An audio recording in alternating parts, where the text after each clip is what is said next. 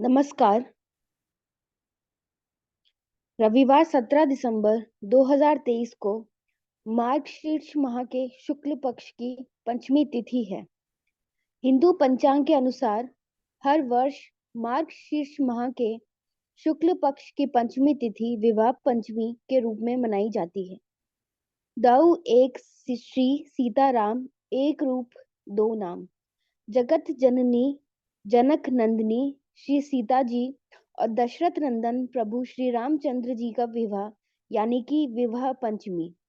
लीला पुरुषोत्तम प्रभु श्री राम जी का आज अपने लीला हेतु श्री सीता जी संग विवाह संस्कार हुआ। सभी को श्री सीताराम विवाह की मंगल बधाइयां। तो आज के सत्र में हम अर्जुन और श्री कृष्ण के संवाद में कर्मयोग नामक तीसरा अध्याय का अध्ययन करेंगे। प्रत्येक मनुष्य की अपनी प्रकृति के साथ लेकर ही जन्म होता है, अतः उसे अपनी प्रकृति के अनुसार कर्म करने ही पड़ते हैं। इसलिए अब भगवान आगे के श्लोकों में प्रकृति को शुद्ध करने के उपाय बताते हैं। इसी में आगे जब चेतन अपना संबंध जड़ के साथ मान लेता है, तब उसमें संसार की भी इच्छा होती है और परमात्मा की भी। जड़ से संबंध मानने पर जीवन से यही भूल होती है कि वह सत चित आनंद स्वरूप परमात्मा की इच्छा अभिलाषा को संसार से ही पूरी करने के लिए सांसारिक पदार्थों की इच्छा करने लगता है। परिणाम स्वरूप उसकी ये दोनों ही इच्छाएं कभी मिटती नहीं।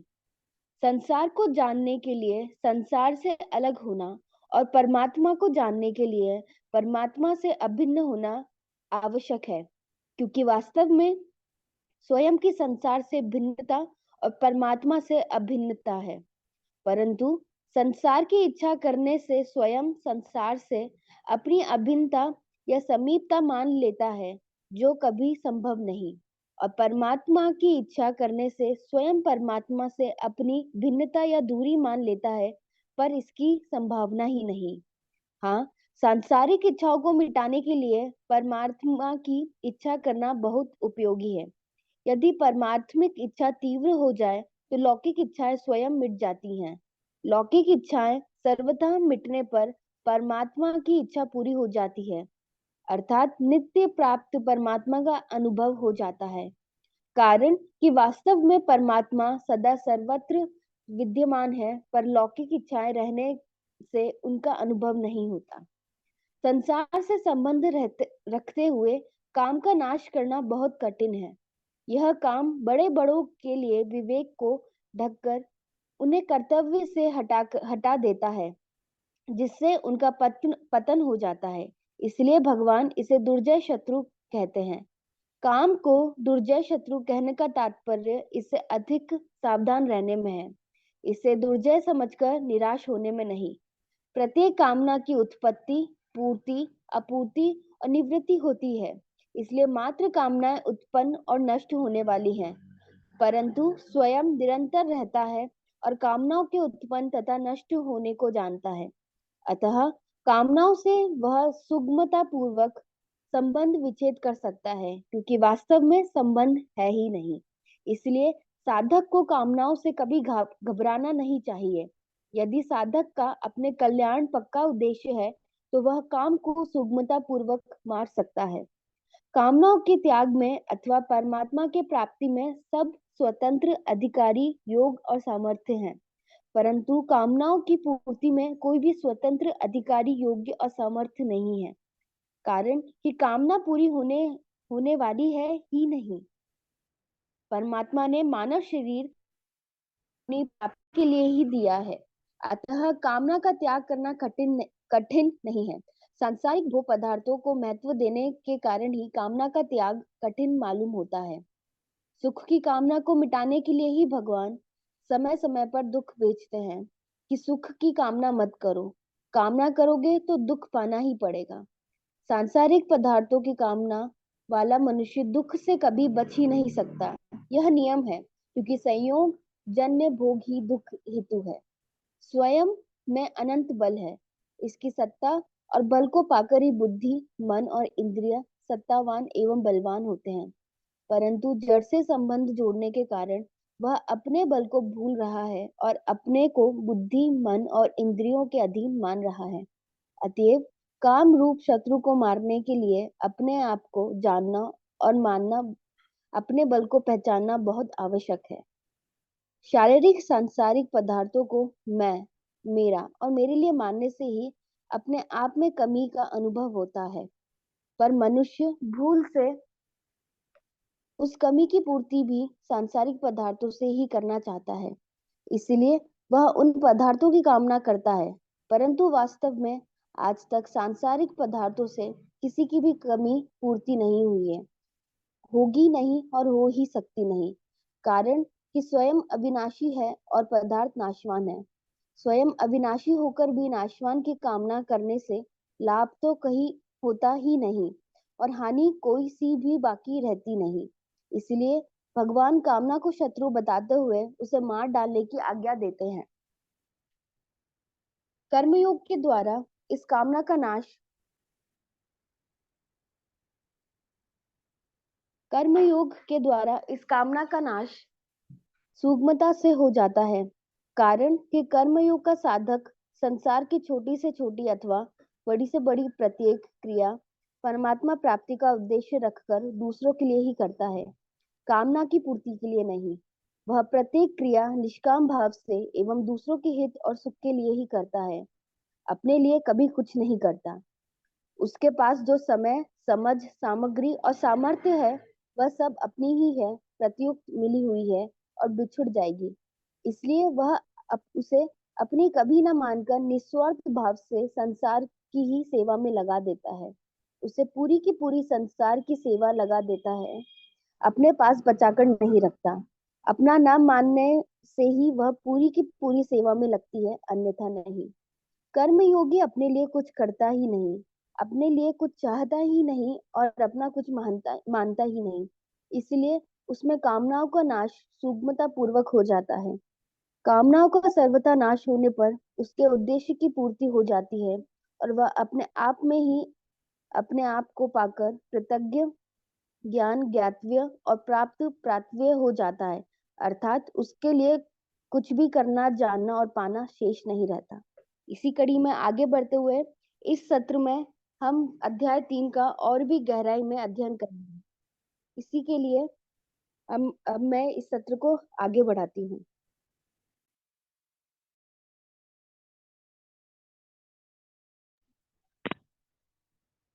ओम पूर्णमद पूर्णमिदम पूर्णात्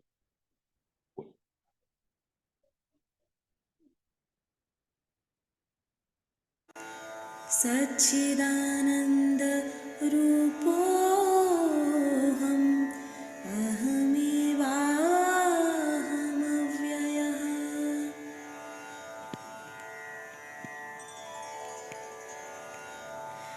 नित्यशुद्ध विमुक्तोऽहम् निराकारोऽहमव्ययः। भूमानंद स्वरूपोऽहम् अहमेवाहमव्ययः।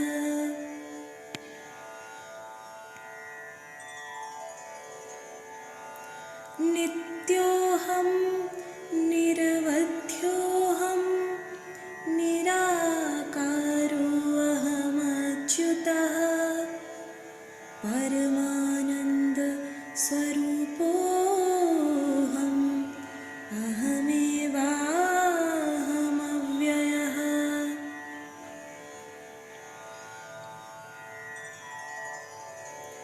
शुद्ध चैतन्य रूपोऽहम् आत्मा रामोऽहमेव च। अखण्डानन्द रूपोऽहम् अहमेवाहमव्ययः।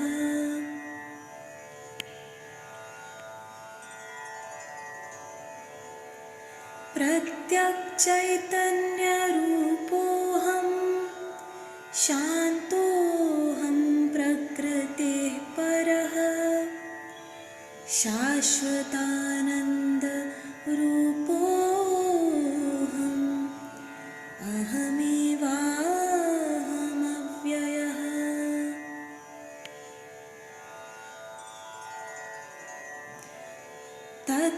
तत्त्वातीतः परात्महं मध्यातीतः परशिवः मायातीतः परञ्ज्योतिरः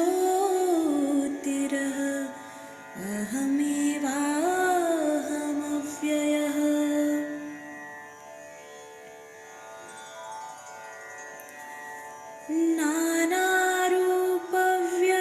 नानारूपव्यतितोऽहं चिदाकारोऽहमच्युतः सुखरूप स्वरूपोऽहम्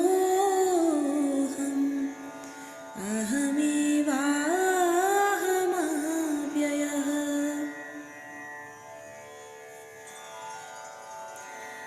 माया तत्कार्यदेहादि मम नात्स एव सर्वदा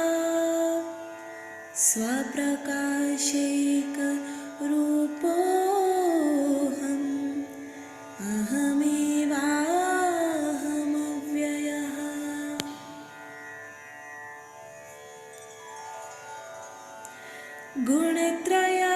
गुणत्रयव्यतीतोऽहं ब्रह्मादीनां च साक्ष्यहम् अनन्तानन्दरूपोऽहम् अहमेवाहमव्ययः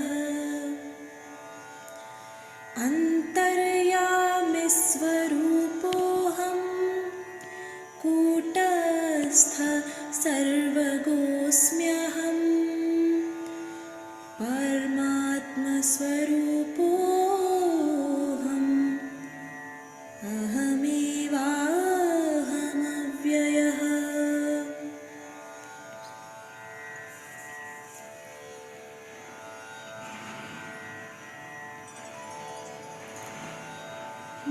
निष्कलोऽहं निष्क्रियोऽहं सर्वात्माद्यः सनातनः अपरोक्ष स्वरूपोऽहम्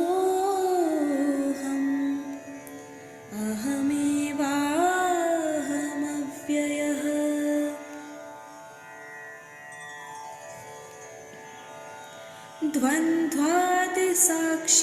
द्वन्द्वादिसाक्षिरूपोऽहम् अचलोऽहं सनातनः सर्वसाक्षी स्वरूपोऽहम्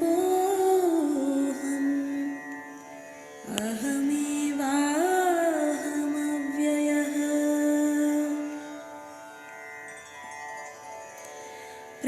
प्रज्ञानघन एवाहं विज्ञानघन एव च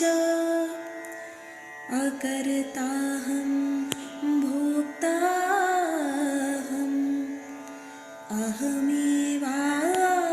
अहमेवाहमव्ययः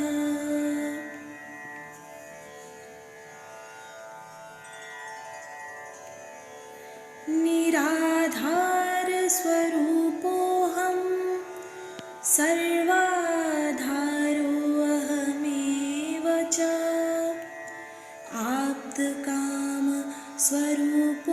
आप्तकामस्वरूपोऽहम् अहमेवाहमव्ययः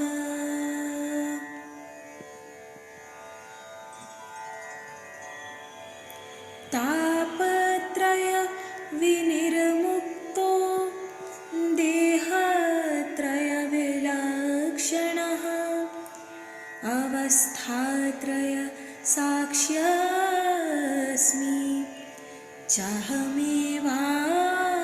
चाहमेवाहमव्ययः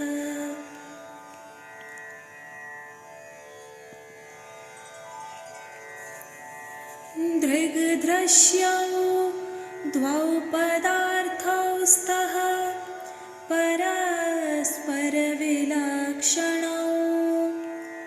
दृग्ब्रह्मदृश्यं मायेति सर्ववेदान्तडिण्डिमः अहं साक्षीति यो विद्यात्वविच्येवं पुनः पुनः स एव मुक्तः सुविद्वान् इति वेदान्तडिण्डिमः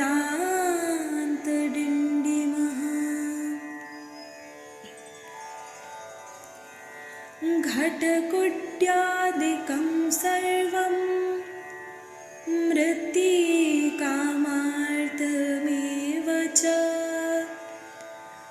तद्वद्ब्रह्म जगत्सर्वम्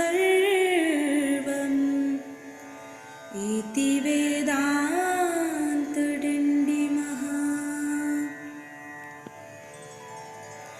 ब्रह्म सत्यं जगन्मिथ्या जीवो ब्रह्मैव नापरः अनेन वेद्यं सच्छास्त्रम् इति वेदान्तडिण्डिमः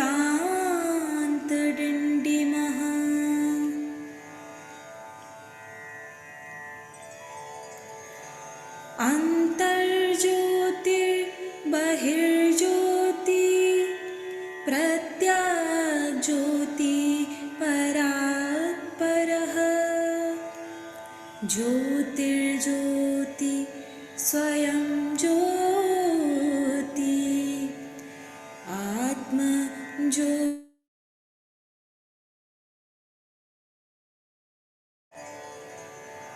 ज्योतिर्ज्योति स्वयं ज्योति आत्मज्योति शिवोऽस्म्यहम् ज्योतिर्ज्योति स्वयं ज्योति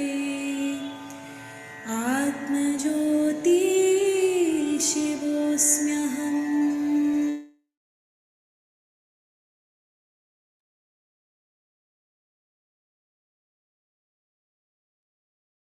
Namaskar. I am unattached. Without attachment, I am. Say this truth again and again. Meditate upon this truth. I am the nature of the existence, knowledge, and bliss, absolute. I am without decay, change, and death. I verily I am. Whenever we listen to this Strutam by Adi Shankaracharya, one can understand that what Shankaracharya wants to demonstrate to us through all these lines is the prime essence of Advaita Vedanta, that is the nature of the self, which is the unattached self. Remember, every time we hear this Strutam, we think that this Strutam must be related to people who have renunciated or probably are making a path for renunciation, but it is also very important for householders, for the Grihastha. First, notice your own presence. Who am I? It is your own presence which shines forth, and because of which this entire existence is there. In the terms of Vedanta, I would say, na tatra suryo bhati na chandra tarakam, nema vidyato bhanti kuto ayam agnihi, tameva bhantam anubhati sarvam, tasya bhasa sarvamidam vibhati. Neither does the sun shine there, nor the moon with all the stars, nor does the lightning shine. What to say of this fire? Everything shines after him who alone shines. By his light, all this shines variously. And as we understand from Advaita, there is no duality between the Brahma and Param Brahma and we ourselves. That is, the true existence of ourselves has no such separation from the eternal Brahma. So therefore we can say that it is only I am which shines forth, because of which the entire world shines. First understand who am I. This particular slogan inevitably, again and again, tells us about what is the nature of the self, who am I, who are we in real sense. Because of us, as I told you, because of I, this I am, that is the true I am, which is not body and mind, which I'm going to tell later on. This world enshines in front of us. And after one notices this I am, it is claimed that this I am is the unattached self. That is, it remains unattached forever. But who am I? The question arises, who am I? And most often, we make this mistake of identifying ourselves as this body or mind, that is chitta, man, buddhi, ahankar. Even when we are, because this problem or this chaos arises because we are fully integrated with this worldly existence. We think that this is our body, that is a true existence. It is our mind which is the true existence. We relate to the ups and downs and dualities of our life, and we really think that how can asango aham apply there? Please do understand, it is not for the body and for the cell, not for the body or mind, or for this entire universe. Shankaracharya is saying asango. He's saying asangoham in the sense of the true nature of the self. The true nature of the self is unattached. It is unblemished. It is the witness consciousness. It is that awareness of which Shankaracharya is talking in this entire beautiful verses. He says that I am the witness of this mind and body. I am is a different entity altogether. I am is eternal. And body and mind, which we really think that we really are, which we really are not, these are just appearances. And the I am, that is the pure consciousness and bliss, pure consciousness, bliss, that is Sat Chit Anand, that is eternity. I am exists since eternal. I am has ever existed. And we are just the reflections and appearances of it. In this entire Srutam, we have to understand that whatever changes cannot be eternal, and whatever remains unchanged forever is the true ultimate reality. To explain this, let us first understand a term from Vedanta which is called as upadhi. There is no such direct English translation to upadhi, but you can take it as an object which conceals the reality. It is present somewhere close to that other object, and it takes up the quality of that particular object. One of the very profound examples from Vedanta is a sphatika. That is, let us assume that there's a crystal, and behind the crystal, a rakta japa, that is a red kind of flower, is kept. Now, whenever somebody sees the crystal, it appears as if the crystal, which is in truth clear, it appears to the seer or the observer that it is red. But actually, it is not the case. The sphatika or the crystal is clear, transparent, and because of the object, that is the rakta japa, that is placed behind it, or you can say in the hindsight, because of that, it acquires the color red. It is apparent that there is a red color there over that particular sphatika. However, the sphatika or the crystal is clear. It is colorless. Exactly the same way, whenever we associate I amness to this body and mind, this is just an example of upadhi being taken over. So basically, the body and mind take over this I am as if they're an upadhi. Just as crystal remains clear, the I am remains clear. It is clear. It gets pervaded by the body and mind, and we start considering them as a real existence. Again, I'm coming back to the example. Please do understand from the example of Upadhi. Upadhi is a a term in Vedant, which implies that there is something that would conceal the reality, and it is present somewhere close to that particular thing, and that particular thing get the attributes of the thing that is present. So, for example, sphatika, that is a crystal, and close to crystal there is a presence of the Rakta Japa, that is a red flower. Whenever we'll see that crystal, we'll see as if it is not clear. We'll think that this is a red kind of sphatika. But the point is that is not red, that is clear, that is transparent. Similarly, whenever we associate body and mind, understand these body and mind are just upadhi. These are just upadhi. They have actually concealed the reality of the true reality or the ultimate reality. The same way, the red color pervades the sphatika, that is the crystal. Similarly, body and mind, we start actually has pervaded the real existence of ours, that is the true I am. And we start speaking, I am happy, I'm feeling pain, I'm suffering pain, probably I am tall, I am dark, I'm fair, I'm so and so.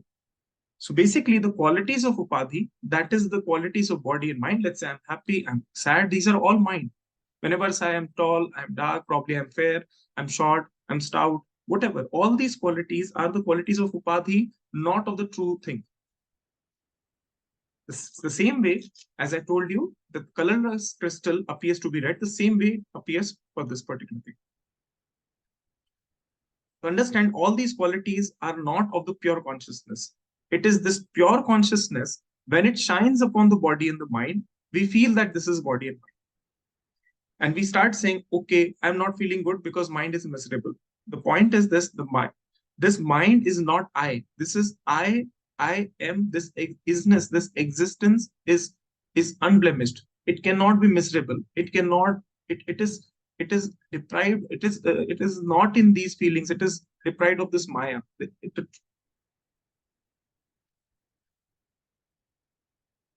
We have to remember that this true existence or this consciousness or awareness is asanga. It is not attached. It is not attached. It is the body and the mind which gets attached. Again, the same example, as a sphatika acquires the redness from the Rakta Japa, the same way body and mind have pervaded this I amness, or basically this isness, that is the true existence or ultimate reality, and we start associating ourselves with this upadhi, not the true self. Again, go back to the term upadhi. Upadhi is something that conceals the true reality. So basically, upadhi, these mind and body are nothing but upadhi. At no time the crystal was red. The same way, in no time, this I am was body and mind. Understand, this is this awareness, this true awareness, when it projects into this maya, this illusionary world, this is manifestation. Basically, this is a manifestation. Body and mind are just a manifestation. Remember, we are unattached. That is I am. That is the true existence, the true reality, the true I am, the true nature of self is unattached. Now, you must be thinking why I'm saying the same thing time and again. Understand, one of the examples, again from Vedanta only. As you can see, that sunlight illuminates everything around the world. Okay. I'm not saying that sunlight is shashwat or sunlight is ultimate. I'm just saying, I'm taking an example. I'm saying that sunlight illuminates everything, but it remains unattached. Okay. It does not become the object, or it does not get stuck to that object, or it does not get attached to that object. It illuminates. For example, whenever we say that there is a utensil in which there is a clean water, whenever sunlight falls upon this, sunlight does not become clean. It is sunlight as ever. It was there before, it was still there. It does not become clean. Another example, whenever, let's say, sunlight goes onto a muddy pot, or you can say that there is a mud inside a pot and then there is a water there. So sunlight does not become muddy. Sunlight does not take that dirtiness. Sunlight remains clear the way it is. The same way, this I am, this is the true I am, which is Shankaracharya is referring to as asanga. This I am does not get attached to the attributes on which it is falling upon. So it does not get attached. It is unattached. In fact, just like the light, which is the witness of the entire universe, the same way, this I am is the witness of everything. And something, when it is a witness of everything, it cannot be attached. It cannot be attached, because then it will become witness of some other things. Basically, I am is absolute. This I am is free from dualities. It is free from difficulties that we really feel.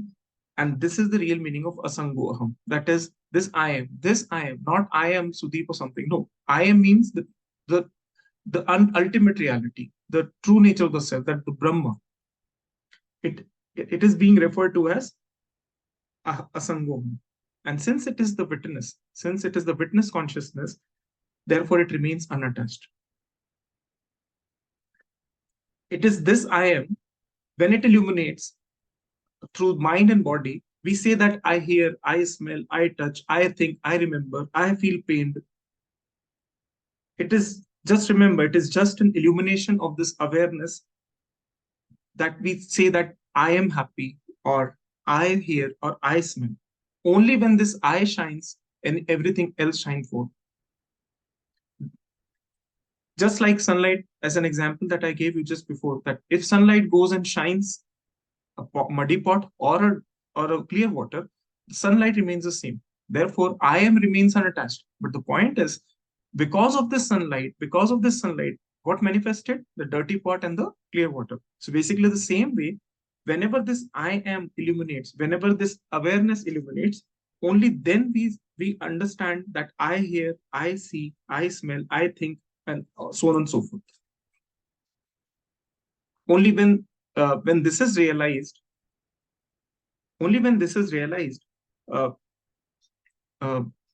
what comes and goes, all the dualities of life, and in true sense, only then we can become asang in our real life also. Now the point is, if I am, that is the true self, if it is the underlying reality, why does this happen that all this manifestation seems so real? So for example, let us take an example of screen and the movie. So basically, the screen, whenever we go to a picture theater, the screen on which the movie is played, it does not get attached to the characters. It does not get attached to whatever is happening in that particular movie. Okay. So for example, if there's a love story going, if there's a warfare movie, or there is a psychic drama or anything, the screen remains ever. Even if the movie is played, even if it's not played, it does not get attached to this. Basically, this is the ground reality on which this movie is happening. What is the ground reality? The screen is the ground reality. It remains unattached with all the characters. And what is happening?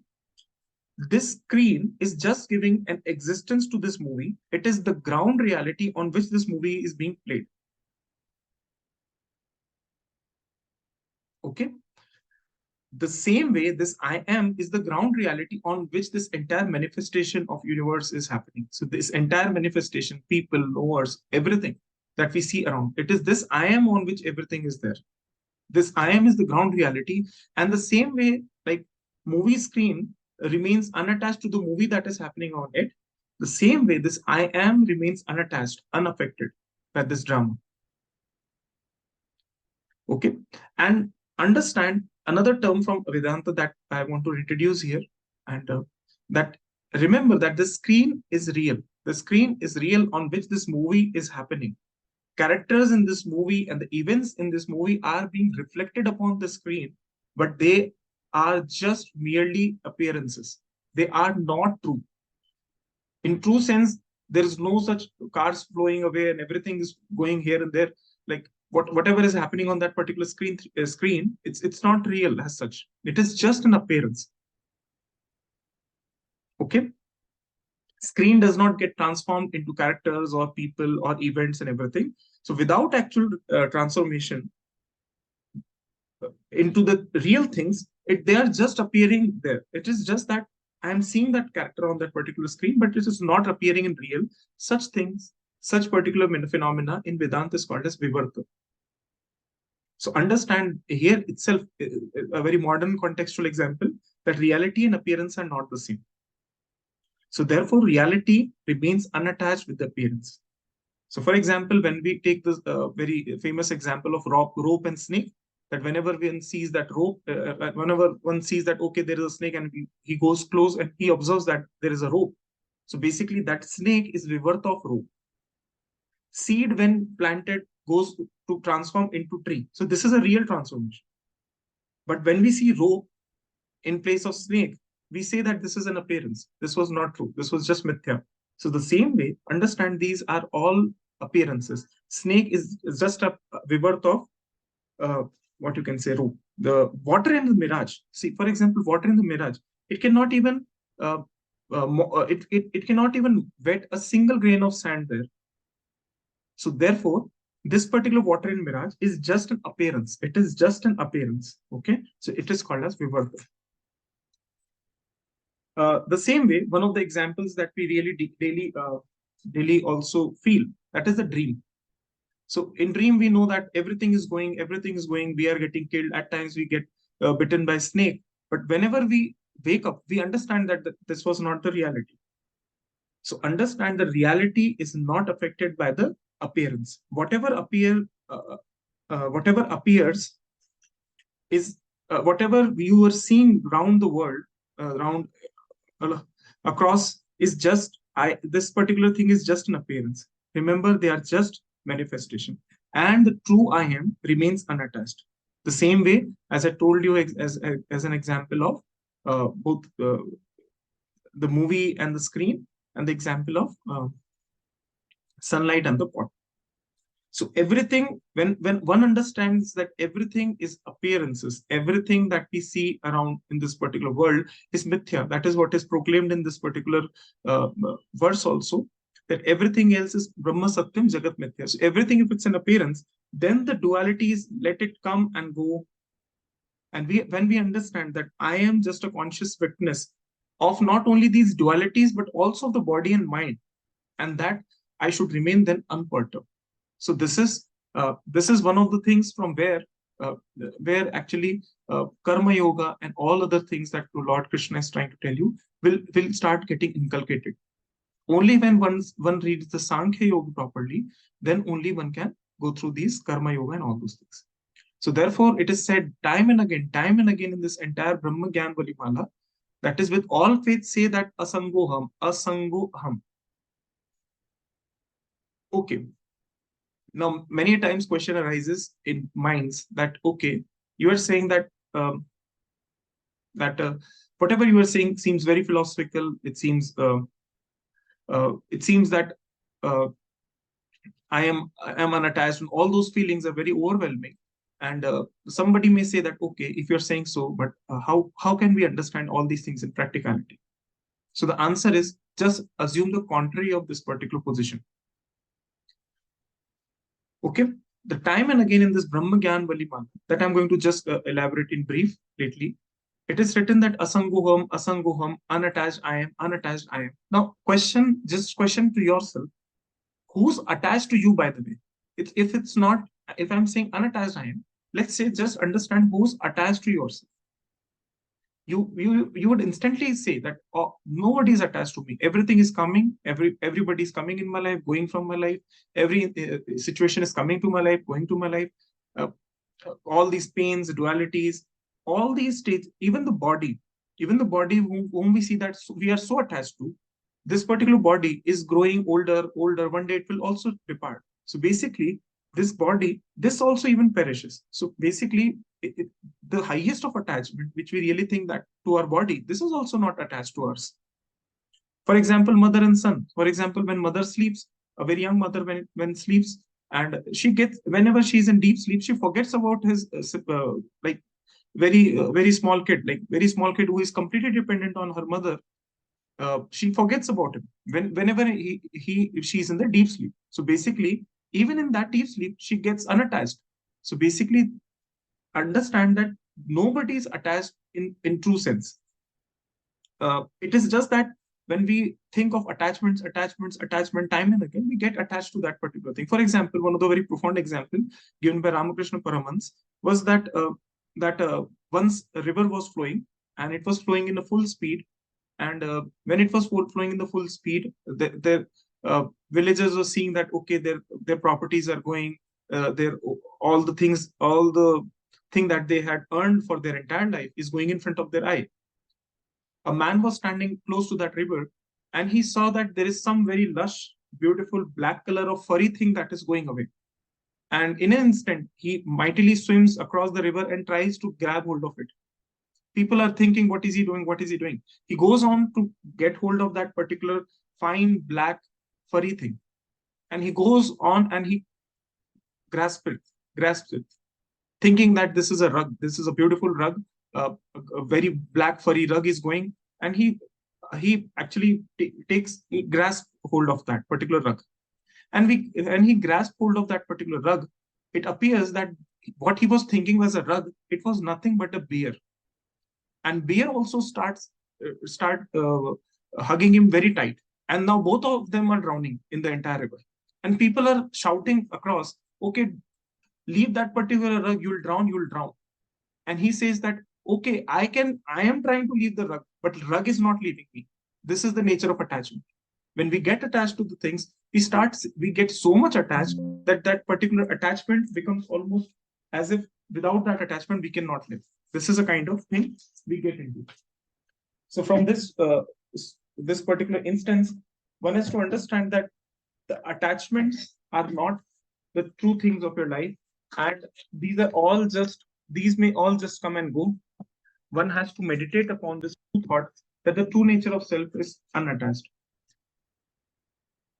And why should one remain even unattached in the scenarios of the worldly affairs? So, for example, another story I want to put here, that there was a king, and there came a monk to visit this particular king. And when he came, and the monk asked the king, "What are you doing, and how is your kingdom all like?" So he says that, okay, the times are not very good. The enemies are all around us. There has not been much good harvest this year, and there's a poverty in this kingdom, and all the ministers are quite corrupt, and all the more my prince, my son, is not willing to take the charge, and he feels so incompetent. So the monk says, "Okay, king, this too shall pass," and he goes away.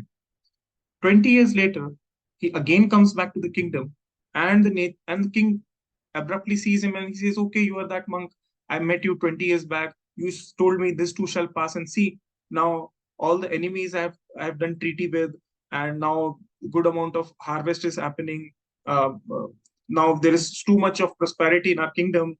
There is no such poverty. All those corrupt ministers that I was telling you about at that particular time, I have discharged them of the duties, and I have put very honest people. And in fact, that prince whom I was telling that he's incompetent, I am glad to say that he has become very competent, and he's taken the charge by himself." So monk just pauses for a little bit and again says, "This shall too pass." So the point is, whatever in the reality, in the life, all these dualities will come and go. So we have to remain a sangha, and it seems that this is very philosophical, but isn't it the fact of our own lives? Our mistake is that in this entire lifetime, we just we make this mistake of really thinking that appearances are true, but which really are not. And so really, in this particular Brahma Gyan Valimala, this is time and again elaborated that contemplate upon this particular thing of nature of who I am. And I am what? I am Sat Chit Ananda. The first thing that is said is that I am Sat, Chit, and Ananda. When I say that I am Sat, means I will never go out of existence, as I explained in the previous lecture also.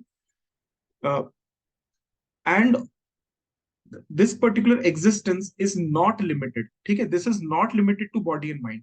Had it been limited to body and mind, then it would have not been Sat. It would have never remained in existence. So basically, if body and mind was the true existence, then it cannot remain Sat, because it is ever-changing phenomenon. Understand that this I amness, this I exist, this very thought that I exist, this is primordial fact of our lives. And this I means not this body and mind. Please understand, I is, when I say I am, this is Sat Chit Ananda. That is, this is pure consciousness, eternal bliss. All the whatever fleeting thoughts you are getting, these are just nothing but just projections of your awareness. So basically, this awareness, this Chit, this remains all pervading. It is unblemished. This is that particular screen on which all these things, that is the fleeting thoughts, are coming and going, but it remains unaffected. This is behind all the good thoughts, this particular Chit, that is awareness, the infinite awareness of I am. This I amness remains forever. And it is this bliss, what you can say, this is this bliss on which the unlimited this particular happenings exist, the nature exists. Now let us bring back these terminologies that we talked about, which are Upadhi and Vivarta. Just remember the word that I used was Sat. This is existence, the true existence, which will never go, which will remain forever. Awareness, that is Chit. And bliss means Ananda. This is the loose translations that I'm using in English. So whenever we say that I am the body, I am the mind, I am happy, I am sad, all these things are nothing but Upadhi. Okay?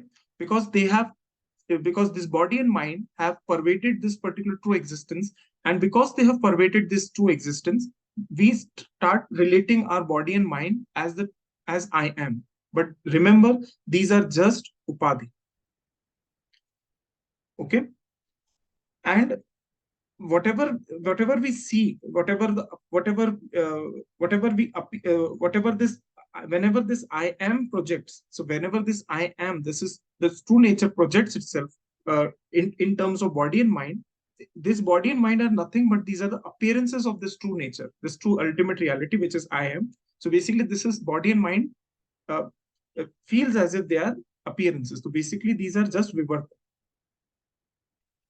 So remember two terms. This I am, which seems to appear as body, mind, and universe, and etc., are just not just only the Vivarta. And when they start putting these qualities on this I am, they become Upadhi. But remember, I am what? I am limitless. I am infinite. I am what? I am Satsidanand. Sat means pure existence, consciousness, and bliss.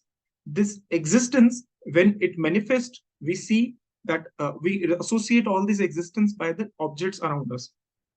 Whenever we say we say that consciousness, so basically we associate this consciousness with the knowers, people, the jiva, the Ishwar, etc. And whenever we say bliss, so this bliss manifests itself in form of happiness, pleasure, appearance. So basically, these are all appearances, because whatever appears is not true. What is true, the truth is Satchidananda. And all these things that we see around, that is objects around us, we think that this is the existence. Remember, this is not the existence, it is just the Vivarta. This is just the mere appearance of it.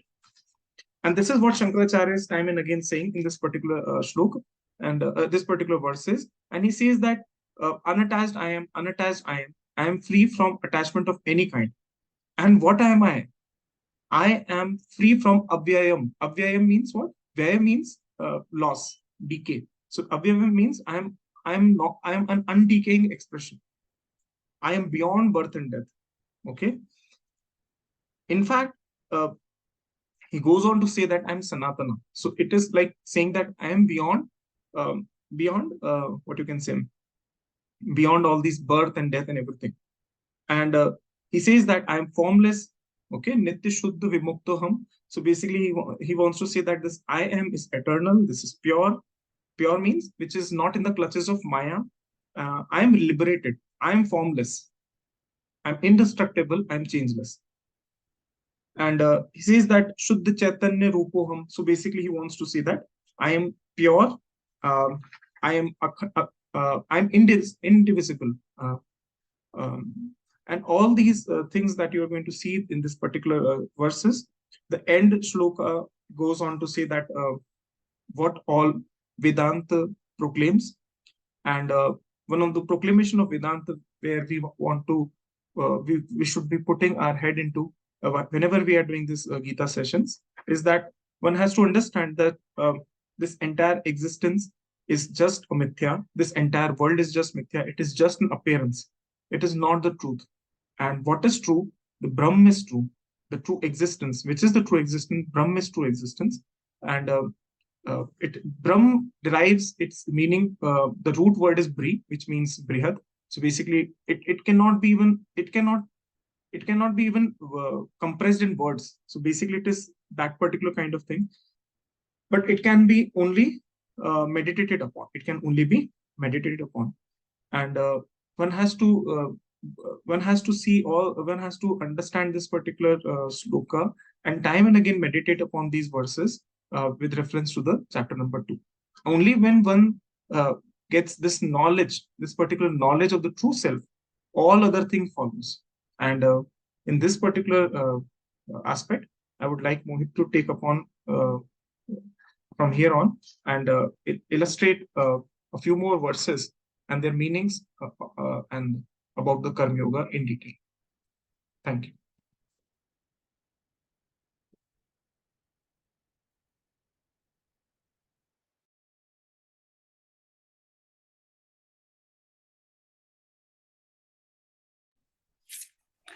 ओम पूर्णमद पूर्णमिदं पूर्णात् पूर्णमुदच्यते पूर्णस्य पूर्णमादाय पूर्णमेवावशिष्यते।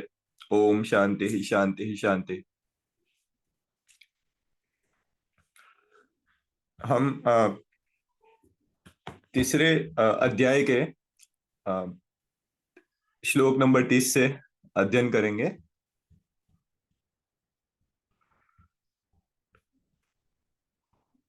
श्लोक 30 में भगवान कहते हैं कि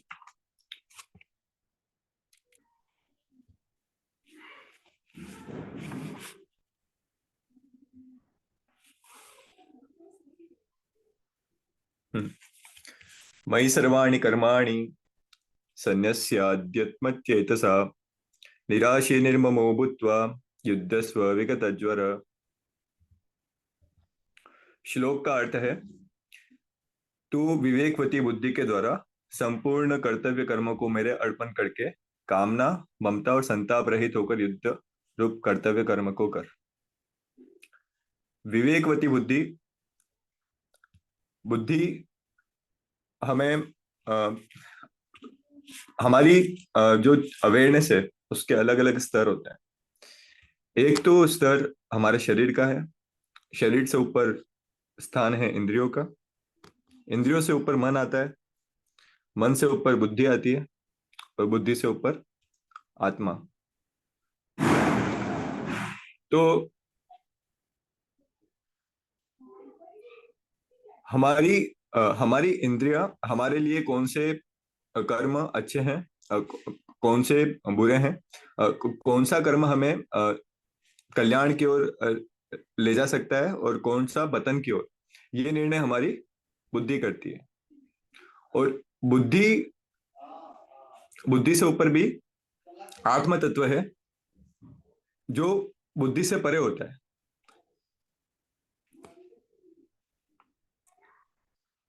तो भगवान इस श्लोक में बोल रहे हैं कि विवेकवती बुद्धि के द्वारा संपूर्ण कर्तव्य कर्मों को मेरे अर्पण कर। मतलब जिसने अभी तक आत्मा को अनुभव नहीं किया है, अगर ऐसा कोई भी पुरुष वो भी अगर भगवान के जो वचन है उसमें श्रद्धा रखते हुए कर्तव्य कर्म करता है उसका, तब भी वो कल्याण को प्राप्त होता है।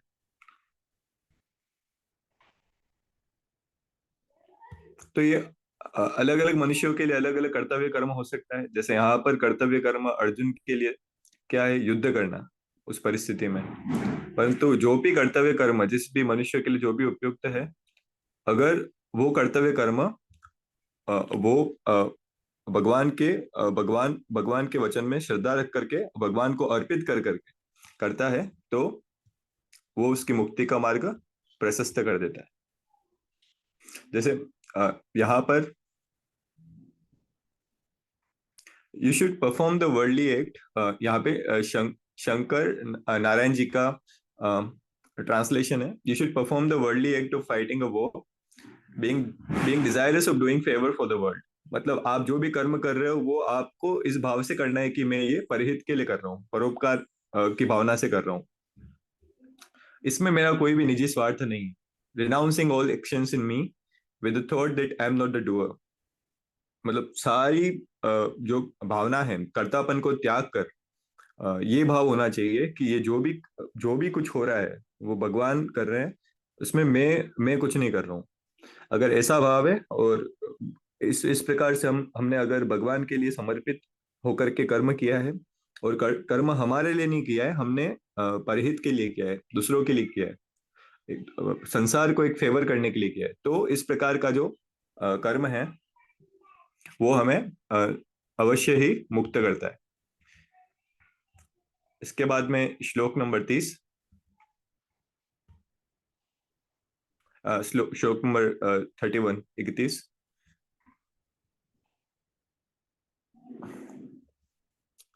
ये मे मतमिदं नित्यमनुतिष्ठन्ति मानवाः श्रद्धावन्तो न सूयन्तो मुच्यन्ते तेऽपि कर्मभिः।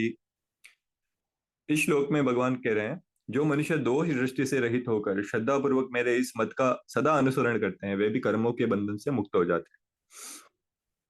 हाँ, वही बात है जो इससे पूर्व श्लोक में आई है कि भगवान के जो भी वचन है, भगवान का जो भी ये कथन है, वचन है, उसमें अगर दोष दृष्टि किसी की नहीं होगी और पूर्ण कंप्लीटली वो सरेंडर करके भगवान को इन वचनों का अनुसरण करते हैं श्रद्धा पूर्वक, तो वे भी कर्मों के बंधन से मुक्त हो जाते हैं। श्रद्धा पूर्वक मतलब श्रद्धा क्या होती है? श्रद्धा जो एक शब्द है वो दो चीजों से मिलके बनता है, एक सत और एक धा।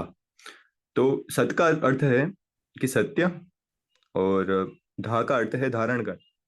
तो जो मनुष्य सत्य को धारण करता है, इंटरनलाइज करता है अपने अंदर, जो भी भगवान के जो कथन है, भगवान का जो वचन है उसको, तो उसके एक्शंस भी उसी अकॉर्डिंग होते हैं। फिर अगर उसमें श्रद्धा है तो उन वचनों में, हमारी जहाँ पे भी श्रद्धा होती है हमारे सारे कर्म उसी उसी हिसाब से होते हैं। जैसे अगर हमारी श्रद्धा केवल धन में है तो हम किसी भी नैतिक अनैतिक प्रकार से कुछ भी कर कर धन प्राप्त करने की कोशिश करेंगे, पर अगर हमारी श्रद्धा परोपकार में है, परहित में है, तो हम धन तो प्राप्त करेंगे परोपकार के लिए, पर वो मूल्यों के द्वारा होगा। तो श्रद्धा बहुत महत्वपूर्ण है। जिस भी व्यक्ति की जैसी श्रद्धा होती है वैसे कर्म, उसके कर्मों की क्वालिटी उस टाइप की होती है। तो यहाँ पर अगर हम भगवान के कर्मों में दोष दृष्टि रहित श्रद्धा अगर रखते हैं और फिर हम कर्म करते हैं तो भी हम कर्म बंधन से मुक्त हो जाते हैं। ऐसा इस श्लोक का तात्पर्य है। अगला श्लोक 32।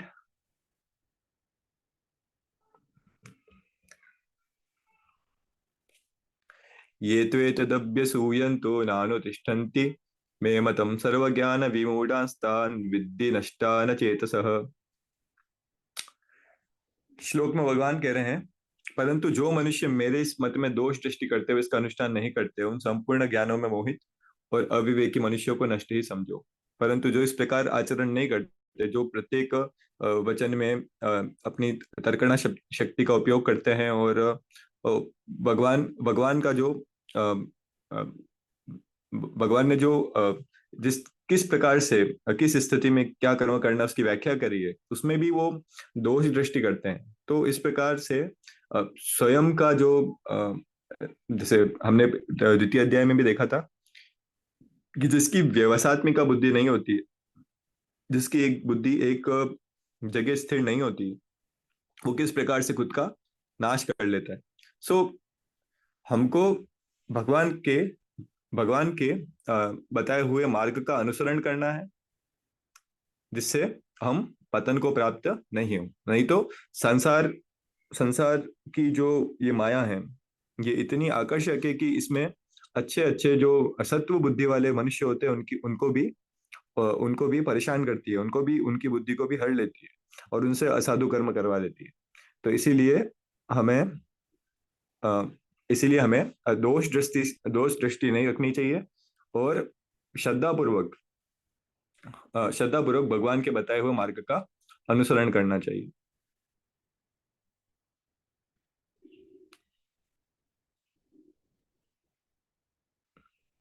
अगला श्लोक है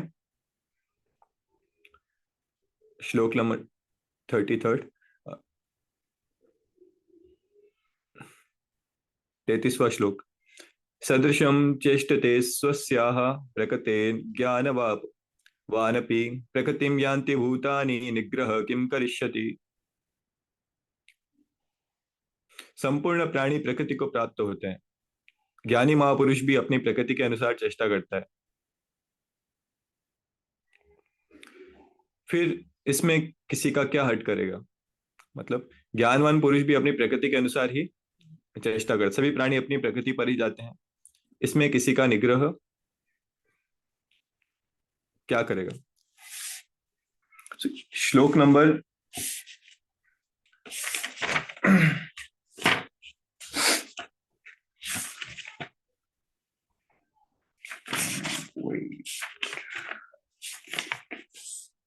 'हम्म' इंद्रिय के अर्थ में, अर्थात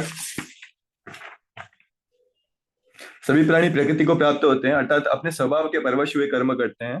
ज्ञानवान भी अपनी प्रकृति के अनुसार ही चेष्टा करता है, फिर इसमें किसी का हट क्या करेगा? मतलब जो भी जिसकी प्रकृति होती है, जिस प्रकार के विचारों का चिंतन हम करते हैं, उनसे विचारों की दिशा निर्धारित होती है और वे स्थायी भाव का रूप ले लेते हैं।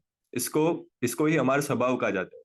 हर एक व्यक्ति का स्वभाव अलग अलग होता है और स्वभाव किसके द्वारा निर्धारित? उसके अंदर जो पूर्व के संस्कार संस्कार होते हैं उसके द्वारा निर्धारित होता है।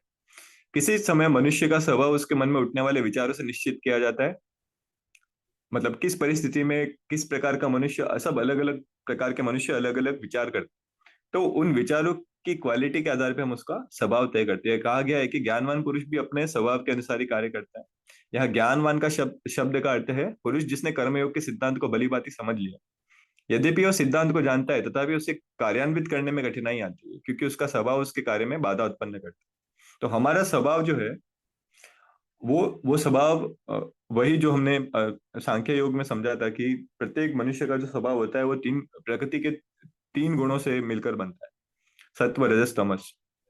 यद्यपि हमको पता होता है कि सही चीज क्या है, कर्मयोग कैसे मतलब कैसे प्रैक्टिस करना है, परंतु वो जो स्वभाव होता है हमारा, जो हमारी 3 गुण है प्रकृति के, वो हमारे इस मार्ग में बाधा बनते हैं, हमें वो कर्मयोग अच्छी तरह से एग्जीक्यूट नहीं करने देते। तो इसका एकमात्र कारण है कि प्राणी मात्र अपने स्वभाव का अनुसरण करते हैं। स्वभाव के शक्तिशाली होने पर किसी का निग्रह क्या करेगा? यह अंतिम वाक्य भगवान के उपदेश में निराशा का उद्धार नहीं किंतु उनकी परिपूर्ण दृष्टि का परिचायक है। वे वस्तु स्थिति से परिचित है कि प्रत्येक व्यक्ति जीवन के उच्च मार्ग पर चलने की क्षमता नहीं रखता। विकास के सोपान की सबसे नीची सीढ़ी पर खड़े असंख्य मनुष्यों के लिए इस मार्ग का अनुसरण कदापि संभव नहीं, क्योंकि विषयों में आसक्ति तथा पाशिक प्रवृत्तियों से वे इस प्रकार बंधे होते हैं कि उन सब का एकाएक त्याग करना उन सबके लिए संभव नहीं हो पाता। जिस मनुष्य के कर्म के प्रति उत्साह तथा जीवन में कुछ पाने की महत्वाकांक्षा है, केवल वही व्यक्ति इस कर्मयोग का आचरण करके स्वयं को कृतार्थ कर सकता है। भगवान का यह कथन उनकी विशाल हृदयता एवं सहिष्णुता का परिचायक है। प्रत्येक व्यक्ति का अपना निजी स्वभाव है। यदि उसी के अनुसार कर्म करने को वह विवश है तो फिर पुरुषार्थ के लिए कोई अवसर ही नहीं रह जाता। इस कारण वह उपदेश भी निष्प्रयोजन हो जाता है। तो इस श्लोक का यही अर्थ है कि जो भी मनुष्य है अपने स्वभाव के अनुसार आचरण करता है और सभी मनुष्य कर्मयोग को प्रैक्टिस नहीं कर सकते हर समय। तो अगर वो इतना भी कर सकें कि भगवान में अपने हर कर्म को भगवान को समर्पित करके करें और खुद को कर्ता न माने, तो इस प्रकार की भावना रखने पर भी उनके कल्याण का मार्ग प्रशस्त हो सकता है। अगला श्लोक है श्लोक नंबर 34।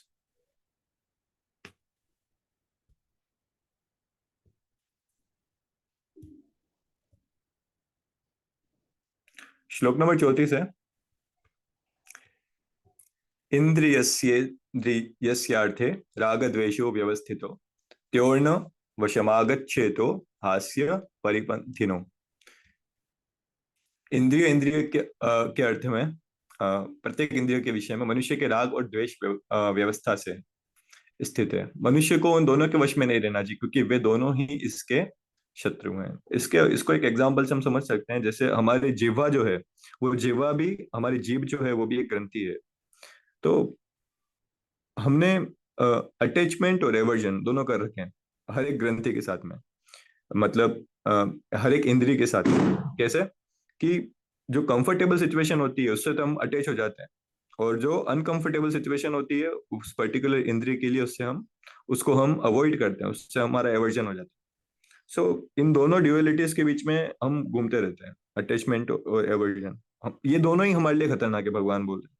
इन दोनों से ही हमको बच के रहना है। अटैचमेंट भी नहीं होना चाहिए और किसी से एवर्जन भी नहीं होना चाहिए। कैसे समझ सकते हैं इसको हम?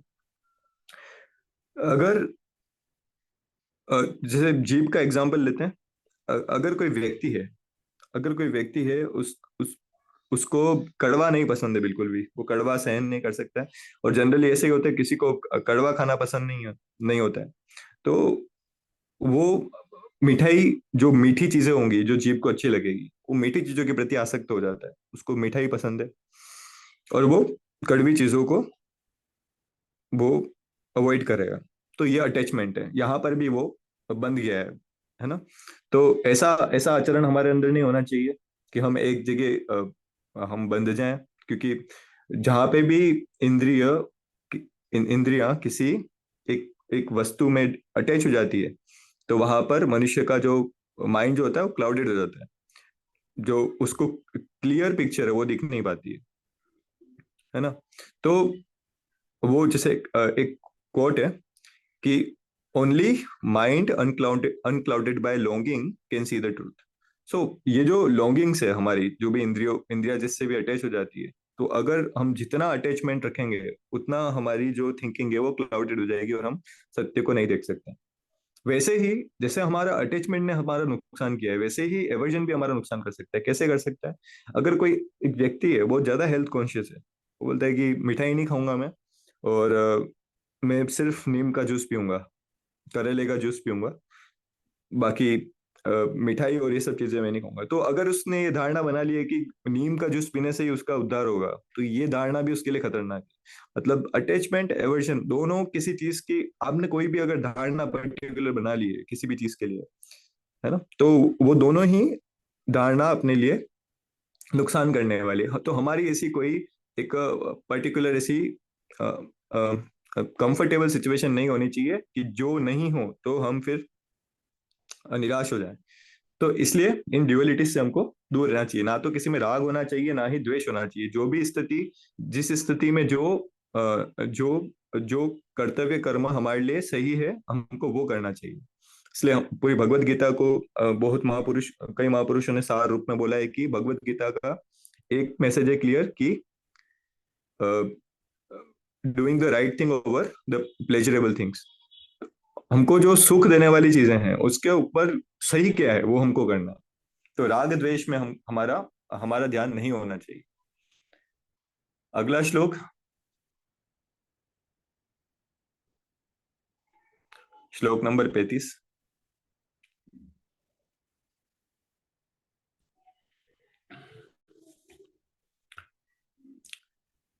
श्रेयान् स्वधर्मो विगुणः परधर्मात् स्वधर्मे निधनम श्रेयः परधर्मो भयावह।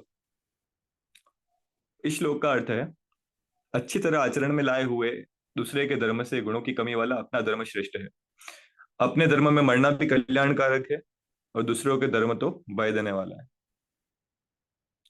अच्छा, इस श्लोक का क्या अर्थ है? इस श्लोक का अर्थ है कि अपना जो कर्तव्य है, अगर हम उसको छोड़ करके किसी दूसरे की कॉपी करने जाएंगे, तो हमेशा हमारे अंदर कोई ना कोई भय व्याप्त रहेगा।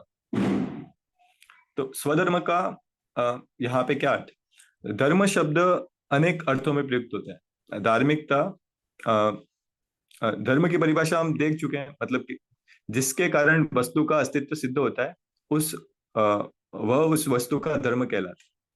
मतलब धर्म कभी भी किसी भी व्यक्ति के लिए किसी भी व्यक्ति की नेचुरल स्टेट है धर्म। मतलब उसके लिए उसको उसकी आत्मा, उसका अंतःकरण उस समय उसको क्या कह रहा है किसी भी स्थिति में करने के लिए, वो अंतःकरण की जो आवाज होती है वह उसका धर्म होता है। तो तो हमारे हम देखते हैं कि अ, अधिक अधिकांश अधिकांश समय व्यक्ति क्या करते हैं कि वो दूसरों की आवाज, दूसरों की बातें, दूसरों की एडवाइस, दूसरों ने क्या किया वो सुनते हैं और उसके आधार पे अपने जीवन की रूपरेखा निर्धारित करते हैं कि हाँ, महापुरुषों का जीवन चरित्र पढ़ना वो सब सही है, परंतु अपने अपने जीवन में उसकी क्या उपयोगिता है, हमारा जो अभी कर्तव्य कर्म है वो करने में उस उन चीजों की क्या उपयोगिता है। तो हमको हमारे हमारे हिसाब से उस उन चीजों को हमारे जीवन में एडजस्ट करना होता है। किसी की कंप्लीट कॉपी करना, इसको भगवान ने कहा है कि इससे तो खुद के ही धर्म में खुद का ही आचरण करते हुए मरना मरना ज्यादा बेटर है। तो इस प्रकार परधर्म का क्या अर्थ है? परधर्म का अर्थ है दूसरे के स्वभाव के अनुसार व्यवहार और कर्म करना। मतलब जो जो दुनिया को अच्छा लग रहा है, हम अगर बहुत सारे लोग ऐसे होते हैं, पीपल प्लीजर होते हैं। मतलब वो वही काम करेंगे जो दूसरों को अच्छा लगेगा, वो कभी भी उनके धर्म का ख्याल नहीं करते हैं। और ऐसे लोग जो होते हैं वो हमेशा, जब समय खत्म हो जाता है उनके जीवन का, अंत में वो रिग्रेट करते हैं कि हमने दूसरों के आइडियाज को कॉपी करने में, दूसरों को खुश करने में कभी खुद के अंदर की आवाज नहीं सुनी।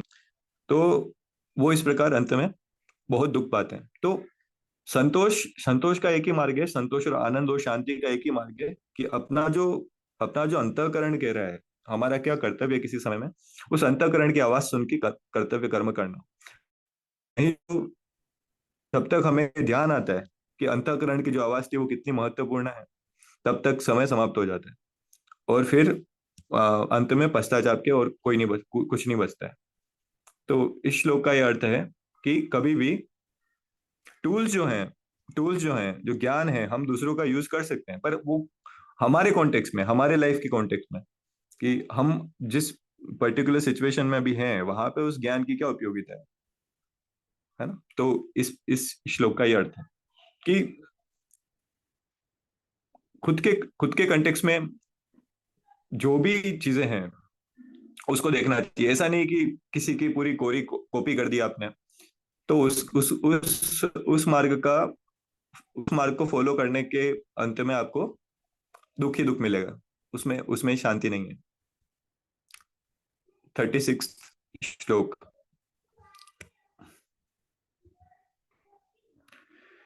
अथ केन प्रयुक्तोऽयं पापं चरति पुरुषः अनिच्छन्नपि वार्ष्णेय बलादीव नियोजित। अर्जुन पूछ रहे हैं भगवान से, हे वृष्णिवंशी, या वार्ष्णेय भगवान को कहा है अर्जुन ने वृष्णिवंशी, क्योंकि भगवान वृष्णि वंश से आते हैं, वृष्णि क्लेन से आते हैं, इसलिए उनको वार्ष्णेय कहते हैं। इच्छा न होते हुए भी मनुष्य पाप जन्य कर्मों की ओर क्यों प्रवृत्त होता है? ऐसा प्रतीत होता है कि उसे बलपूर्वक पाप कर्मों में लगाया जा रहा है। मतलब कौन सा फोर्स है जो मनुष्य को पाप कर्म करने में प्रवृत्त करता है, जबकि उसको सत्य पता होता है कि ये करना चाहिए, पर फिर भी वो नहीं करता। ऐसा क्यों होता है? ये कौन सा बल है जो उसको पाप कर्म करने के लिए प्रवृत्त करता है? अगला श्लोक भगवान भगवान कहते हैं, श्लोक नंबर 37।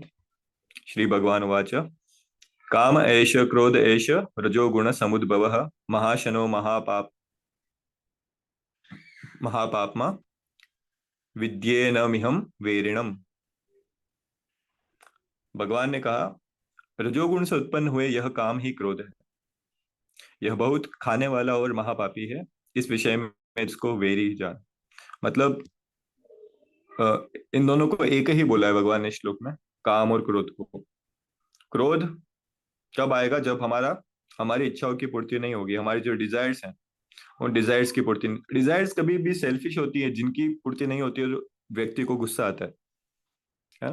जो सेल्फिश डिजायर्स होती हैं वहां पे असंतोष या असंतोष होता है, परंतु जो इच्छाएं अपने लिए नहीं होती है, जो इच्छाएं दूसरों के लिए होती है, वहां पे कभी भी असंतोष और अशांति की भावना नहीं होती। तो इस प्रकार खुद के लिए जो भी अपने स्वार्थ की इच्छाएं होती है, वहां पर क्रोध होता है। और फिर ये दोनों क्रोध और काम व्यक्ति को जगत में, संसार में उलझा के रखते हैं, उसको कभी भी सत्य का अनुभव नहीं होने देते हैं। तो इनको हमें शत्रु समझना चाहिए अपना। जो अनरियलिस्टिक हमारी इच्छाएं हैं उनको, जिनका कोई भी मीनिंग नहीं है, जो अचीव भी हो जाएगी उसके बाद भी कोई अर्थ नहीं है। तो इसलिए हमें हमेशा परहित में प्रवृत्त रहना चाहिए और भगवान भगवान को समर्पित करके हर कर्म को करना चाहिए। 37 श्लोक के आगे 38।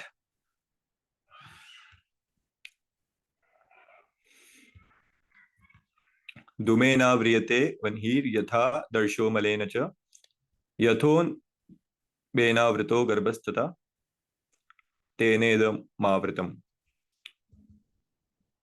इसका अर्थ है, जैसे धुएं से अग्नि, धूलि से दर्पण ढक जाता है, तथा जैसे भ्रूण गर्भाशय से ढका रहता है, वैसे उस काम के द्वारा ज्ञान आवृत होता है। मतलब डिजायर्स जब आ जाती है इंसान के अंदर, तो वो ज्ञान का अनुभव नहीं कर पाता है, फिर वो सत्य से बहुत दूर हो जाता है। क्योंकि वही बात है, जो लॉन्गिंग्स होगी वो थिंकिंग को क्लाउडेड कर देती है, फिर कुछ भी क्लियर सोच नहीं पाता इंसान। जैसे मिरर के ऊपर डस्ट लग जाती है तो हमको क्लियर पिक्चर नहीं दिखाई देती हमारी। जैसे धुआं अग्नि को छुपा देता है ना। जैसे गर्भाशय के अंदर जो भ्रूण होता है वो उसको आवृत्त कर लेता है, वैसे ही जो इच्छाएं हैं हमारी, वो इच्छाएं ज्ञान को आवृत्त कर लेती है, ज्ञान के ऊपर पर्दा डाल देती है, तो हमको सत्य का अनुभव नहीं होने देती है। अच्छा, जब भी, अच्छा इसको ऐसे समझ सकते हैं हम कि मिरर के ऊपर डस्ट लग गई है, ठीक है, तो हल्का हल्का मिरर तो हमको दिख रहा है ना। आग से धुआं निकल रहा है, आग नहीं दिख रही है, पर धुआं इस बात का संकेत है कि वहां पे आग है, इसलिए वहां पे धुआं निकल रहा है। तो वहां पे सत्य तो है, यहाँ पे आग, मिरर और जो भ्रूण है वो सत्य का प्रतीक है ना, वो हमारे विवेक का प्रतीक है। तो हमारा विवेक तो उस समय काम करता है, परंतु हमारी इच्छाएं इतनी प्रबल हो जाती हैं कि वो हमें हमसे पाप कर्म करवा लेती हैं। तो ऐसी स्थितियों में हमें हमारे विवेक का सहारा लेना चाहिए और उसकी उसकी बात को मानना चाहिए, क्योंकि ये सब ज्ञान को आवृत्त करते हैं और हमसे बुरे कर्म करवा लेते हैं। तो वो जो अवेयरनेस है जो हमको बार बार कहती है कि इस स्थिति में हमें ये कर्म करना चाहिए, ये कर्म नहीं करना चाहिए, तो उस अवेयरनेस को हमको प्रबल करना है। और ये प्रबल कैसे होगी? ये प्रबल होगी भगवान में समर्पण से, अभ्यास से और कर्मयोग के अभ्यास से। अगला श्लोक 39। आवृतम ज्ञानमेतेन ज्ञानिनो नित्यवेरिणा काम रूपेण कौन्तेय दुष्पुरेण नलेन च। या यह स्पष्ट किया गया है कि उस काम रूप शत्रु के द्वारा यह ज्ञान अर्थात विवेक सामर्थ्य आच्छादित हो जाता है। काम और जो वासनाएं हैं मानव मस्तिष्क की, उससे हमारा जो जो भी ज्ञान है, जितना भी कोई भी कितना भी बड़ा ज्ञानी पुरुष हो, कितना भी सात्विक प्रकृति का हो, उसका भी ज्ञान इन इच्छाओं के द्वारा हर लिया जाता है। तो हम तो साधारण मनुष्य हैं। यह काम दुष्पुर अर्थात इसका पूर्ण होना असंभव ही होता है। अब भगवान उस काम के निवास स्थान को बताते हैं जिसके ज्ञान से शत्रु को नष्ट करना सरल होगा। इस अग्नि के समान कभी तृप्त न होने वाले और विवेकियों के नित्य वेरी, इस काम के द्वारा मनुष्य का विवेक ढका हुआ है। मतलब यहाँ पे अग्नि कहा गया है काम को। अग्नि में क्या होता है, जितना भी घी आप डालोगे अग्नि उतनी ज्यादा फैलती है, उतनी ज्यादा बढ़ती है। तो उसी प्रकार काम है। एक इच्छा पूरी हो गई तो दो इच्छा और आती है उसके साथ में, वो दो इच्छा पूरी होगी उसके साथ में 10-15 इच्छाएं और आएगी। तो इस तरह से इच्छाएं बढ़ती रहती है, उनका कोई अंत नहीं होता है। तो जितनी आप इच्छाओं की पूर्ति करते रहोगे अपनी, वो इच्छाएं और ज्यादा बढ़ती रहेगी, वो कामनाएं और बढ़ती रहेगी। वो कामनाएं इतनी बढ़ जाएगी कि मनुष्य को वो पतन की ओर ले जाएगी, समय समाप्त करेगी, ऊर्जा समाप्त करेगी और जो जो जो समय है वो परमार्थ में लगा सकता था, अब वो समय सब व्यर्थ हो गया। तो इस प्रकार से यहाँ पे भगवान ने कामनाओं को ज्ञानियों का नित्य शत्रु बोला है, नित्य वैरिण। 40वां श्लोक। इंद्रियाणि मनोबुद्धिरस्याधिष्ठानमुच्यते एतैर्वि मोहयत्येष ज्ञानमावृत्य देहिनम्। इंद्रिय, मन और बुद्धि इस काम के वास स्थान कहे गए। यह काम इन के द्वारा ज्ञान को ढककर देहाभिमानी मनुष्य को मोहित करता है। अब यहाँ पे ये सब चीजें जो हैं, इंद्रिया, मन और बुद्धि, ये सब किस में आते हैं? ये सब फिजिकल यूनिवर्स में आते हैं, है ना। और जहां से हम ऑपरेट हो रहे हैं मेनली, कहाँ से? आत्मा से। उनका इस वो जो गवर्न कर रही है आत्मा, वो सबसे हाईएस्ट लेवल ऑफ अवेयरनेस के ऊपर है, और ये उनसे नीचे आते हैं सब। और वो जो वो जो हमारी कामना है वो यहीं पे सब प्रकट होती है। और जो एक्सटर्नल वर्ल्ड से इन्फ्लुएंस हो रहे हैं वो ये तीनों ही चीजें हो रही है, आत्मा नहीं हो रही। तो ये तीनों इन्फ्लुएंस होती है, और यह काम इनके द्वारा ज्ञान को ढककर देहाभिमानी मनुष्य को मोहित करता है।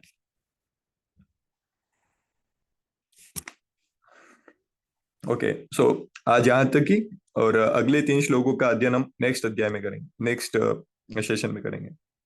धन्यवाद।